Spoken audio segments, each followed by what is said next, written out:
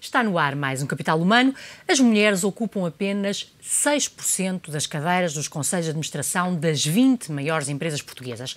E na Europa, a percentagem delas no comando das companhias fica-se pelos 14%. As mulheres continuam em minoria na gestão das empresas. Apesar de tudo, a situação começa a mudar lentamente. Recentemente, a União Europeia aprovou uma recomendação que prevê que até 2020, 40% dos cargos de gestão das empresas sejam ocupados por mulheres nos países europeus. A empresa de Executive Search Boyden, em parceria com a ESSEC Business School, fez recentemente um estudo sobre a liderança e o poder no feminino. Um estudo que revela que há uma mudança do modelo de gestão das organizações face ao crescimento do número de mulheres. Para nos falar das conclusões deste estudo, temos hoje Fernando Neves de Almeida, no Capital Humano, Country President da Boyden. E vou começar por perguntar qual é essa diferença que está a ser introduzida na gestão das organizações que tem a ver com o facto de haverem mais mulheres nestes lugares de topo, embora continuem a ser ainda uma minoria. Bom, claramente estão a ser dados passos no sentido de aumentar o número de mulheres em lugares de topo, em lugares de administração nas empresas, como para já por uma recomendação da introdução de cotas. Nomeadamente esta aprovação, não é? Da Comissão Europeia. Exatamente. De alguma maneira, o que é que se pretende? Pretende-se acelerar penso eu, um processo que é natural em termos da sociedade, que é o maior protagonismo da mulher, pelo menos em paridade, já se vê isso no ensino superior, nomeadamente. Em Portugal estão até são muito mais. Exatamente, são mais, exatamente. E, portanto, de alguma forma, ir buscar essa representatividade também para a gestão das organizações. E, portanto, é isso que se está a tentar acelerar. Eu penso que era um processo que, independentemente de se acelerar ou não com esse tipo de medidas, eventualmente acabaria por acontecer. Mas, obviamente, que tudo o que sejam medidas que se possam, digamos, aplicar para fazer com que isso aconteça mais depressa, acho que é benéfico, não é? Que tipo de medidas? Falou-me na questão das cotas, mas há outras estratégias que as empresas na gestão dos recursos humanos podem ser seguidas? Ou acha que as cotas são o caminho, a solução para este problema? Bom, eu não acho que as cotas sejam o caminho. Acho que as cotas são uma parte do caminho que se pode trilhar para conseguir que isso aconteça. Obviamente, na gestão das empresas em particular, há coisas que se podem fazer, desde logo da flexibilização do trabalho, a pessoa poder ter horários flexíveis, poder trabalhar de casa, assim, uma série de medidas que possam facilitar, às vezes, porque nós sabemos que culturalmente as mulheres normalmente ainda são mais sobrecarregadas com algumas tarefas que os homens muitas vezes escapam de fazer porque estão a trabalhar e que são tarefas mais de natureza doméstica e relacionadas com os filhos, etc. Portanto, se houver mais flexibilidade a esse nível, a probabilidade das mulheres conseguirem apresentar desempenhos tão bons é muito elevada, não é? Porque, veja, nas empresas, e tanto quanto eu sei, eu falo da minha experiência, que vale o que vale, mas as pessoas não são, em termos de... Eu quero escolher alguém para uma promoção. Eu não escolho a pessoa em função do género. Eu, quando tomo uma decisão... Acha que não há discriminação? Porque há estudos que revelam que há alguma discriminação Veja, nas organizações privadas, e é no universo como movimento, e portanto é um universo, se quiser, de meritocracia, não é um universo de compadrios ou de favores, etc. Nas organizações que funcionam de uma forma competitiva, as pessoas normalmente são promovidas, e oxalá, e é bom que seja sempre assim, são promovidas pelo seu mérito ou pela ideia que quem os promove tem de que eles podem acrescentar valor no lugar para o qual são promovidos. Portanto, eu acho que nessa decisão, na decisão de vamos promover alguém porque precisamos de alguém que acrescente valor nesta posição, não entra em linha de conta o género da pessoa. Então porquê que as mulheres continuam a minoria na gestão das organizações? Bom, há de haver muitas justificações que a área do conhecimento esteja a analisar isto. A minha sensibilidade, o que me diz, e alguma da experiência que tenho tido na observação desses fenómenos, tem a ver exatamente com o universo competitivo. Ou seja, uma organização é um universo competitivo, onde as pessoas competem não só com a concorrência, como internamente competem pelos lugares que são escassos, que são os que estão acima. Portanto, as pessoas, para serem promovidas, supostamente têm que fazer mais ou melhor do que as outras, que é para quem tem o poder de as promover, as escolher a elas em detrimento das outras. Ora, normalmente, pessoas com igual nível cognitivo, com igual nível de inteligência emocional, etc., a qualidade ou a quantidade dos resultados que apresenta será tanto maior quanto mais o tempo que dedique a fazer aquele trabalho. Mesmo nivelando as pessoas, já não estou a fazer agora a diferenciação se um é mais inteligente ou outro menos inteligente. Pessoas de igual nível, obviamente que apresentarão melhores resultados quanto mais tempo dedicarem a trabalhar. Mas, por exemplo, eu estou a pensar nos países, eu estive recentemente na Alemanha, onde os horários de trabalho são mais reduzidos e onde a produtividade é muito elevada. E o que me diziam lá é que a partir de uma determinada de um determinado horário, o rendimento baixa imenso. E, portanto, estar a trabalhar mais do que 8 horas por dia, em termos de produtividade, não adianta muito. E nós, em Portugal, temos muito isso, do prolongamento do horário, a partir de uma determinada altura já não rende. E eu estou a pensar na Alemanha porque é um país muito eficiente em termos de produtividade. Eu visitei várias empresas, nomeadamente a Wurt, e realmente há essa obsessão de cumprir aquele horário. E quem fica mais tempo até é mal visto, porque o que é dito é não está a conseguir cumprir as tarefas no tempo. Sim. Portanto, ou seja, essa questão do prolongamento horário tem razão. Pode não ser muito justificativa para ter um melhor desempenho. Tem razão, mas deixe-me situar também a minha observação. Eu não estou a falar de horários de trabalho, por exemplo, de uma fábrica, ou eu estou a falar de pessoas que têm funções de gestão, que o trabalho está dentro da sua cabeça, ou seja, as pessoas podem estar em casa e estar a pensar no trabalho, e podem estar a fazer coisas de trabalho. E é bom, e foi engraçado. E as mulheres podem fazer isso se houver uma gestão, um melhor equilíbrio entre a vida profissional e a vida familiar. Poderão ou não, porque veja, na vida não é fundamental chegar a CEO ou ser board member, ou seja, a felicidade individual não passa somente por se ter uma posição muito importante numa empresa. Que as mulheres não têm vontade de chegar aos cargos de gestão. Algumas têm, com certeza que sim, como alguns homens, outras valorizam outras coisas na vida mais, a ponto de não quererem fazer determinado tipo de sacrifícios que se calhar há homens, porque para eles a forma de serem felizes é serem promovidos e ganharem muito dinheiro, e se calhar então, sacrificam assim, nunca se chegaria à paridade, não é? Tendo em conta esse seu argumento, nunca se chegaria à paridade na gestão das empresas, porque está-me a dizer que as mulheres não têm aspiração nem vontade. Não estou a dizer isso. Eu não estou a dizer isso. Há mulheres que têm até mais aspiração do que muitos homens. O que eu digo é, culturalmente, nós vivemos numa sociedade onde ainda é um pouco assim.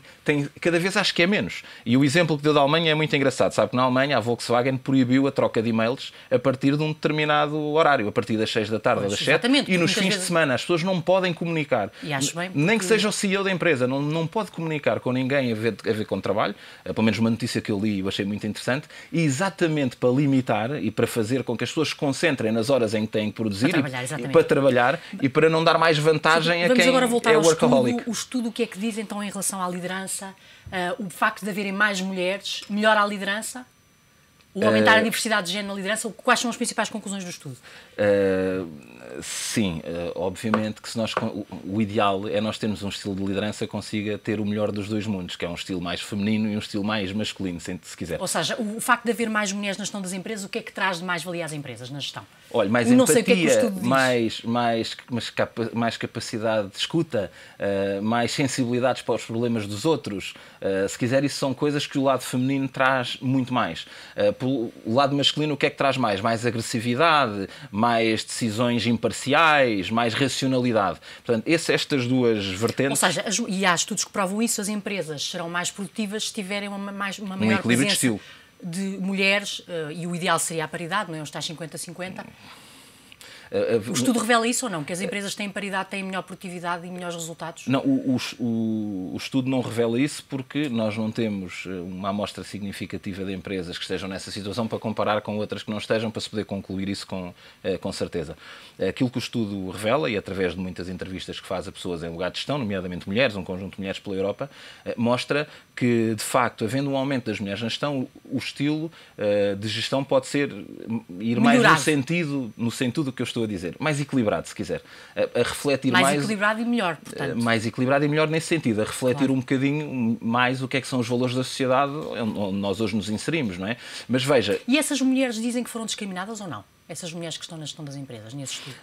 Não se trata de discriminar. O que normalmente as mulheres se queixam quando estão em lugares, ou que chegam a lugares de topo, é que tiveram que se esforçar mais para mostrar a competência do que se fossem um homem. Isso é um comentário que se ouve recorrentemente. E no estudo é difícil? Penso que há um ou outro comentário aqui no estudo. Ou seja, as mulheres, para chegarem a lugares de topo, têm que se esforçar muito mais e têm que provar muito mais que os homens. Ou seja, para além dessa questão que me referiu, desta dificuldade que tem a ver com as tarefas domésticas, para além disso, elas têm que provar muito mais, têm que fazer muito mais que os homens para chegar a lugares de topo.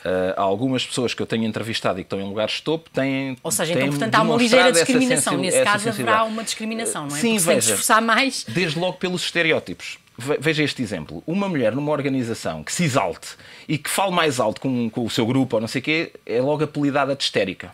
Portanto, há uma discriminação. Sim. Se for um homem a fazer exatamente a mesma coisa, é assertivo.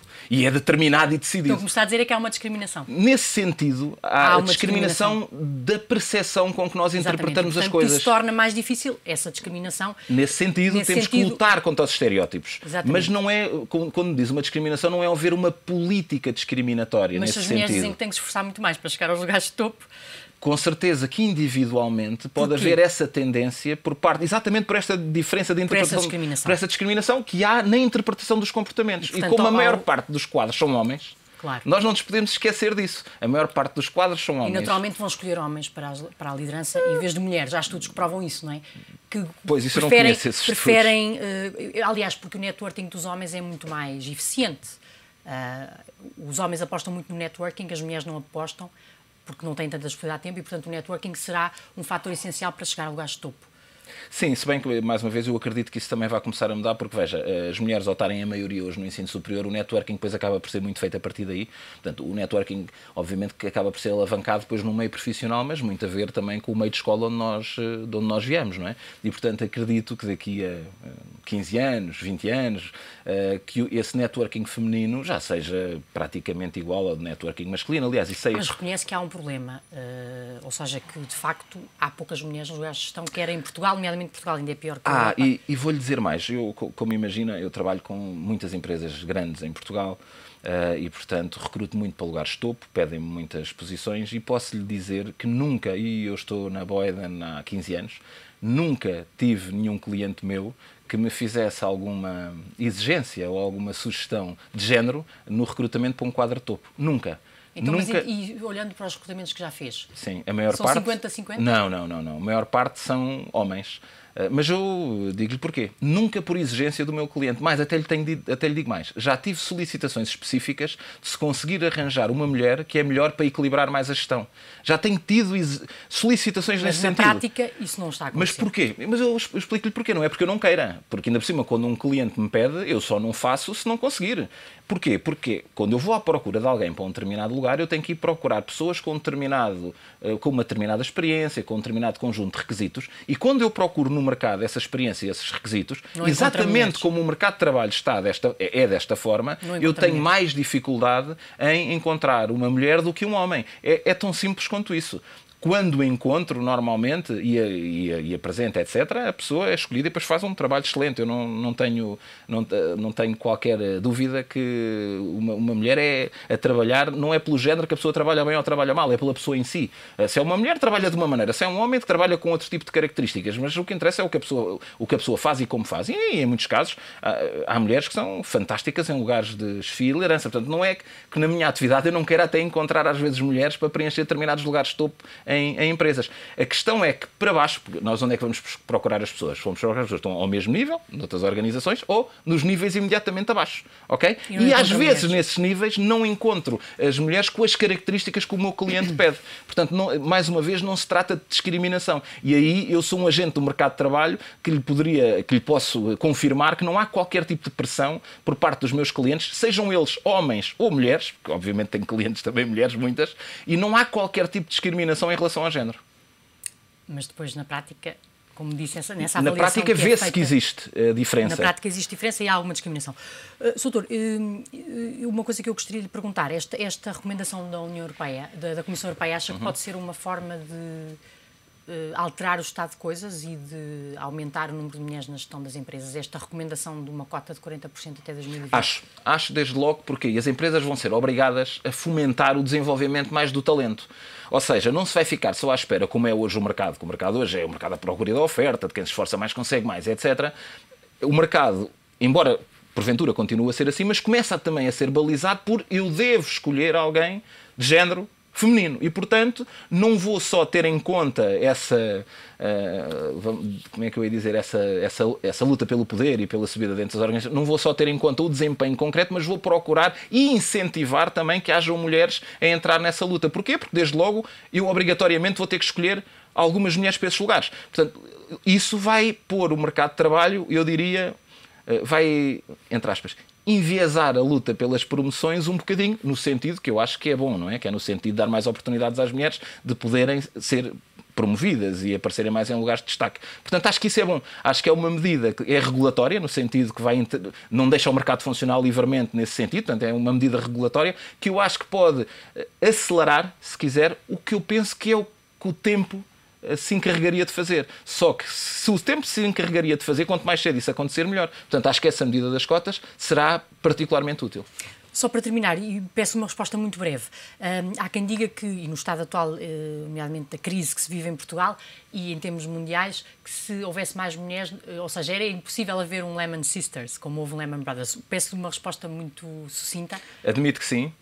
Admito que sim. Desde logo porque se calhar esta crise tem como muito subjacente um certo drive que está muito da competição que é muito masculino e que, enfim, deu a situação que deu e por vezes não se olhou muito então, a se houvesse essas preocupações... Mas uma vez mais lhe digo também, nós estamos a falar de género feminino e género masculino e as implicações que isto tem em tipos de gestão. Há homens com estilos de gestão femininos e há mulheres com estilos de gestão maioritariamente masculinos. Portanto, não nos podemos ater só ao género em si. Podemos dizer, um género mais feminino na gestão, porventura, poderia não ter levado a crise aos níveis a que levou. Doutor, muito obrigado por ter vindo ao Capital Humano. Fernando Neves de Almeida, ele que é presidente da Boden Portugal. Um estudo revela que a liderança nas organizações está a mudar, porque aumenta o número de mulheres na gestão das empresas. Apesar disso, elas ainda estão em minoria nos cargos de gestão. Em Portugal, apenas 6% das cadeiras dos conselhos de administração das 20 maiores empresas são ocupadas por elas. Já sabe, podem encontrar mais oportunidades de emprego e formação todas as segundas-feiras no suplemento Universidades e Emprego do Diário Económico. Voltamos na próxima semana com mais um tema de Capital Humano, o recurso mais importante de qualquer empresa, a economia de sucesso.